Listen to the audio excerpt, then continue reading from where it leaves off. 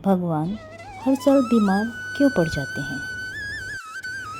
ज़रूर इसके पीछे कोई ना कोई कथा है। जी हाँ, इसकी एक बहुत ही सुंदर कथा है। कहा जाता है कि भक्त से ही भगवान हैं। उड़ीसा प्रांत के जगन्नाथपुरी में एक भक्त माधवदास जी अकेले रहा करते थे। संसार से इनका कोई लेना देना नहीं था। अकेले प्रभु की भक्ति में मग्न रहा करते थे।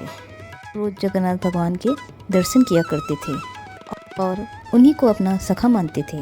वो प्रभु के साथ खेलते भी थे। प्रभु उनके साथ अनेक प्रकार की लीलाएं भी किया करते थे। प्रभु इनको चोरी करना भी सिखाते थे। प्रभु ने एक बार माधवदास जी को कटहल चोरी करना भी सिखाया था। भक्त माधवदास जी अपनी ही धुन में रहा करते थे। एक बार माधवदास जी को अतिसार का रोग हो गया।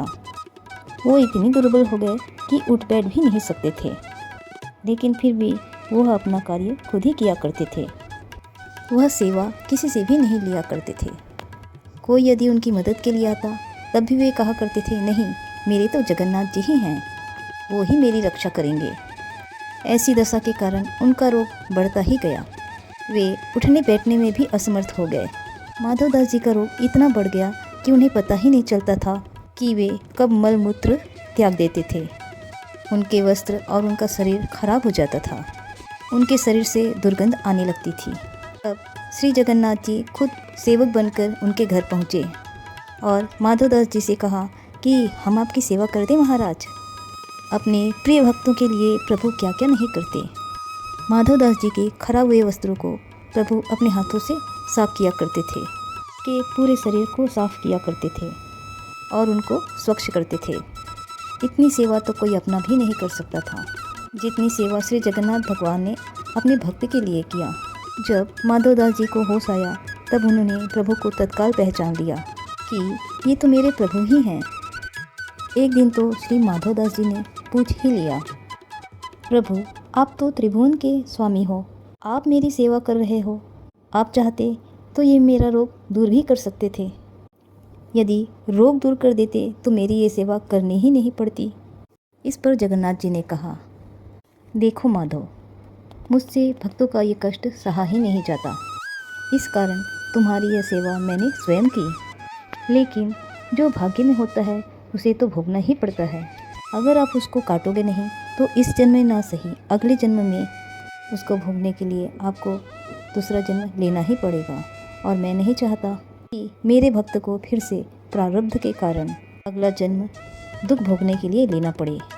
इसलिए मैंने स्वयं तुम्हारी सेवा की। लेकिन यदि फिर भी तुम कह रहे हो तो मैं भक्त की बात भी टाल नहीं सकता। भक्तों के सहायक बनकर प्रभु उनके दुखों से, उनके प्रारब्ध से उनको जल्द ही पार कर देते हैं।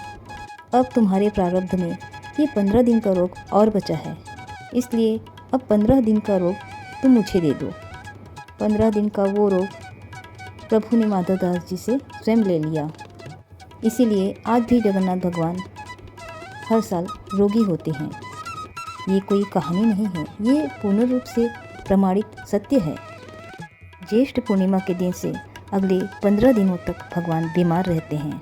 15 दिनों के लिए मंदिर के पट बंद कर दिए जाते हैं और उनकी रसोई भी बंद कर दी जाती है। 15 दिनों तक जगन्नाथ भगवान को अलग अलग काढ़ों, जड़ी बूटियों, फलों का भोग लगाया जाता है, जिससे वे जल्द से जल्द ठीक हो जाएं। इन दिनों में भगवान को 56 भोग नहीं खिलाया जाता। मंदिर में जगन्नाथ भगवान की जांच करने के लिए वैद्य भी आते हैं। इस दौरान भगवान श्री जगन्नाथ जी को सिंहासन पर भी विराजमान नहीं किया जाता, उन्हें खाट पर ही लिटाया जाता है। राजसी वस्त्र मुक्त कर उन्हें हल्के वस्त्र पहनाए जाते हैं। भगवान की खूब सेवा की जाती है।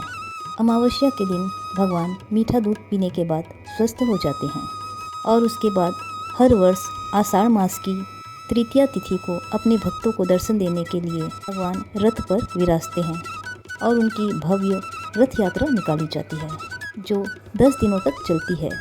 तो है ना ये भगवान की सच्ची अनोखी लीला। जय जगन्नाथ।